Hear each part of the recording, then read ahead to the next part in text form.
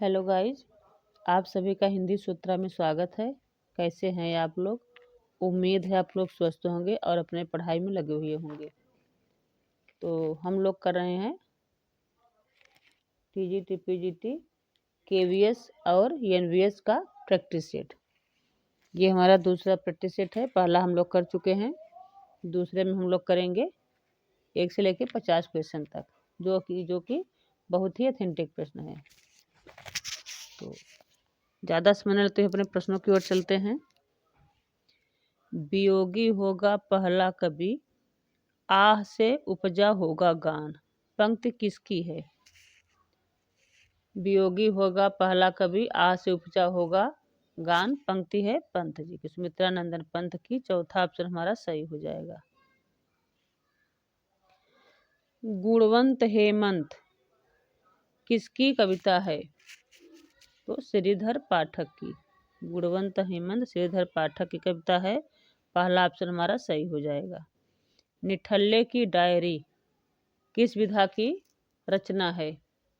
तो निबंध है। निठल्ले की डायरी विधा क्या है? निबंध है। चौथा ऑप्शन हमारा सही हो जाएगा। प्रेमचंद के फटे जूते किसका निबंध है? तो प्रेमचंद के फटे जूते हरिशंकर परसाई का है। विधा क्या है? निबंध है। व्यंग्यात्मक निबंध है। पहला ऑप्शन हमारा सही हो जाएगा, हरिशंकर परसाई। अज्ञेय का निबंध कौन सा है? इसमें से अज्ञेय का निबंध कौन सा है? तो सन्नाटा। चौथा ऑप्शन हमारा सही हो जाएगा, सन्नाटा। दूसरी परंपरा की खोज आलोचनात्मक कृति है किसकी है? नामवर सिंह की। पहला ऑप्शन हमारा सही हो जाएगा, नामवर सिंह।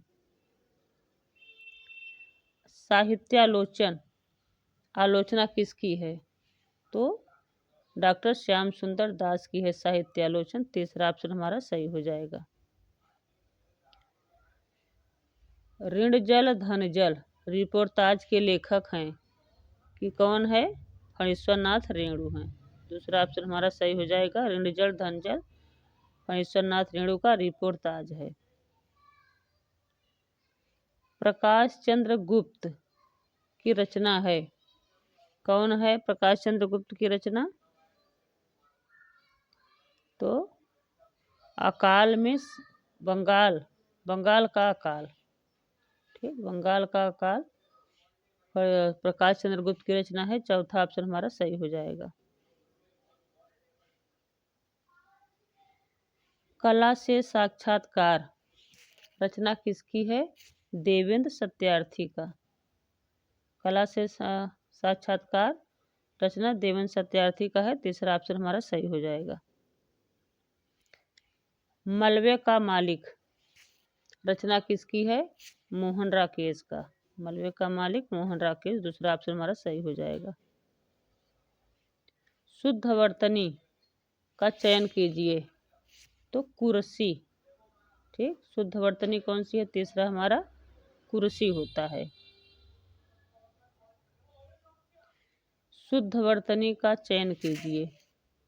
तो अनुग्रहित होता है, अनुग्रहित। ठीक, पहला ऑप्शन हमारा सही हो जाएगा, अनुग्रहित। उत्कर्ष का विलोम होगा। क्या होगा उत्कर्ष का विलोम? अपकर्ष।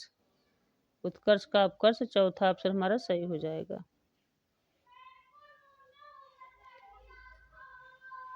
दीठ का तत्सम होगा। दीठ का तत्सम दृष्टि हो जाएगा। दूसरा ऑप्शन सही हो जाएगा, दृष्टि। बछड़ा का तत्सम शब्द क्या होगा? वत्स। पहला ऑप्शन सही हो जाएगा, बछड़ा का तत्सम वत्स। निम्न युग्म में विशेषण नहीं है। तो किसमें विशेषण नहीं है हमें बताना है। राम लक्ष्मण में विशेषण नहीं है। ठीक, तीसरा ऑप्शन हमारा सही हो जाएगा, राम लक्ष्मण नाम है, विशेषण नहीं है। बाकी लाल पीला, 2 3 नया पुराना तीनों में विशेषण है। ठीक, तीसरा ऑप्शन सही हो जाएगा, राम लक्ष्मण में विशेषण नहीं है।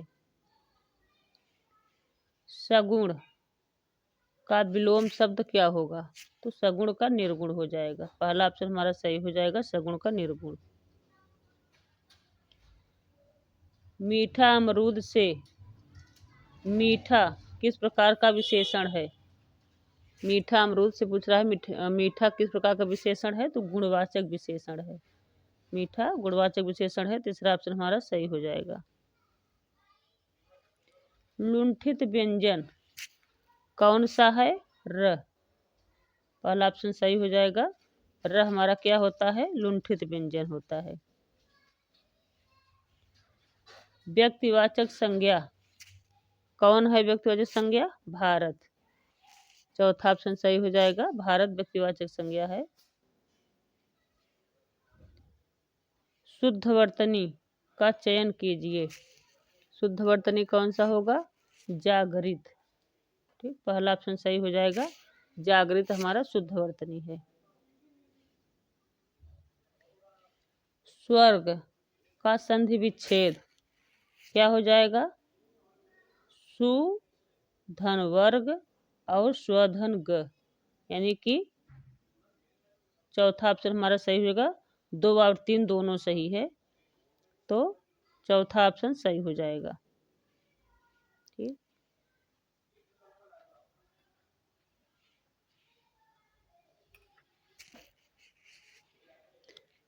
भवन का विच्छेद होगा। भवन का संधि विच्छेद क्या होगा? भोधन अन। पहला ऑप्शन हमारा सही हो जाएगा। भोधन अन हो जाएगा। सदय का विलोम शब्द क्या होगा? सदय का निर्दय। ठीक, तीसरा ऑप्शन हमारा सही हो जाएगा। सरस्वती का पर्याय नहीं है। सरस्वती का पर्यायवाची शब्द कौन सा नहीं है? अर्णव। ठीक, चौथा ऑप्शन सही हो जाएगा। बाकी वाक, गिरा और भाषा ये तीनों सरस्वती के पर्यायवाची हैं, अर्णव नहीं है, तो चौथा ऑप्शन सही हो जाएगा। देवता का पर्यायवाची शब्द नहीं है। देवता कौन सा नहीं होगा? विभूति।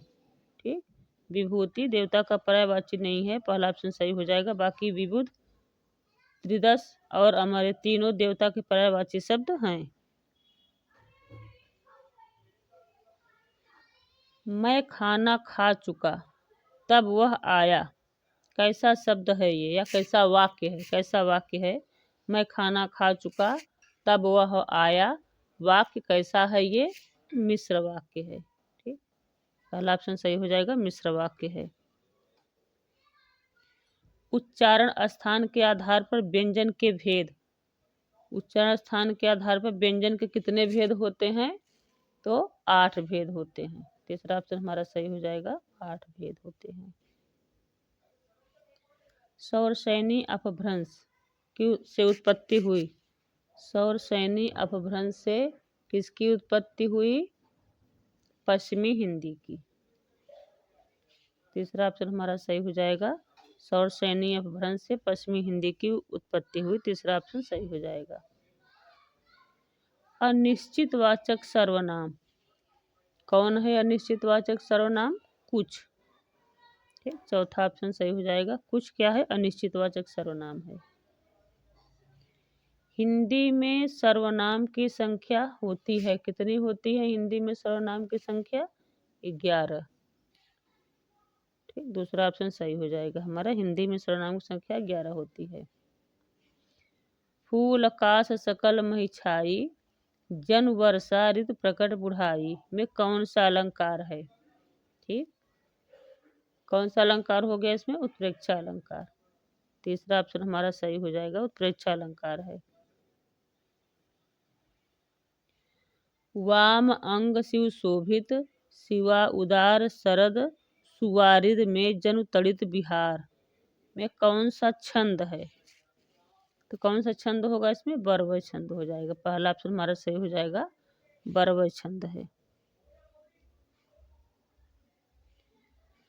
दोहा छंद के प्रथम और तृतीय चरण में कितनी मात्राएं होती हैं? तो दोहा छंद में प्रथम और तृतीय में 13 मात्राएं होती हैं। 11 और 13, तो 13 मात्राएं होती हैं। दूसरा ऑप्शन हमारा सही हो जाएगा। रमणीयार्थ प्रतिपादक शब्द काव्य पंक्ति किसकी है? रमणीयार्थ प्रतिपादकम शब्दः काव्यम।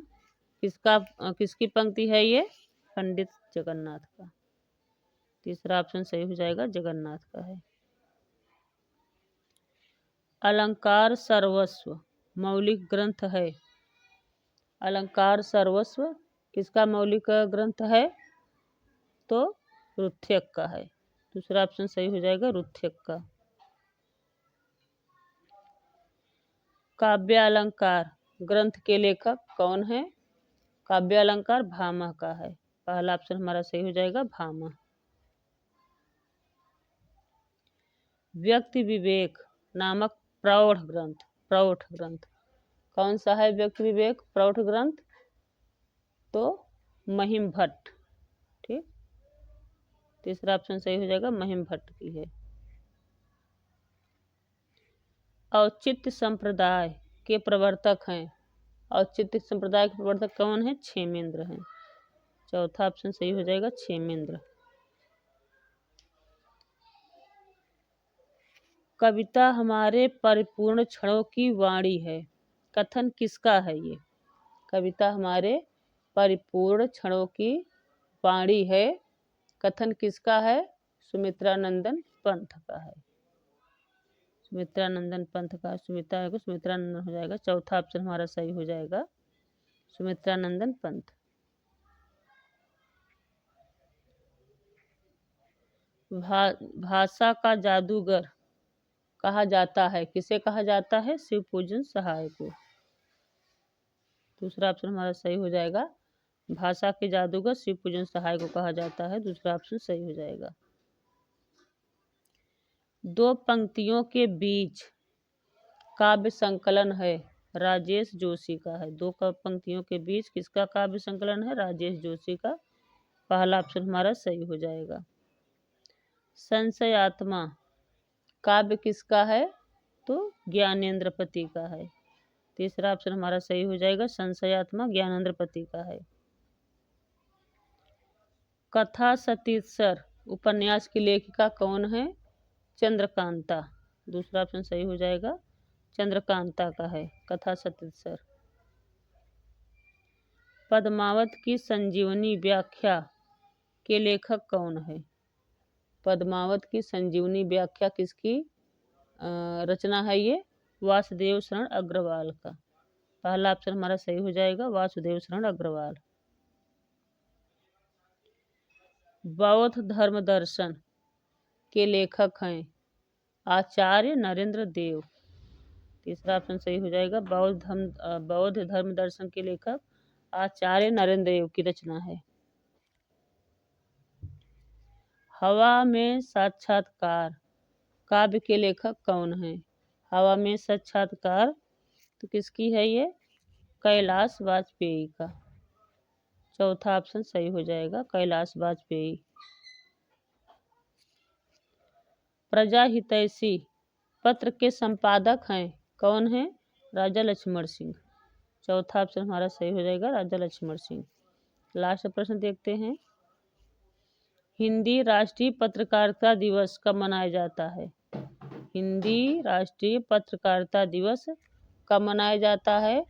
30 मई को। दूसरा ऑप्शन हमारा सही हो जाएगा, 30 मई को हिंदी राष्ट्रीय पत्रकारिता दिवस मनाया जाता है।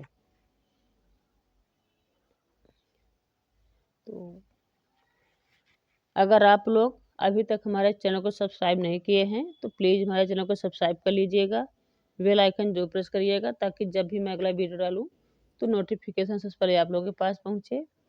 और मेरे वीडियो को ज़्यादा से ज़्यादा शेयर करिएगा, लाइक करिएगा, कमेंट में ज़रूर बताइएगा कि आप लोग पढ़ाई कैसे चल रही है और हमारे प्रश्न आप लोगों के लिए कितने हेल्पफुल हो रहे हैं। तो मिलते हैं अगले वीडियो में। Thanks for watching.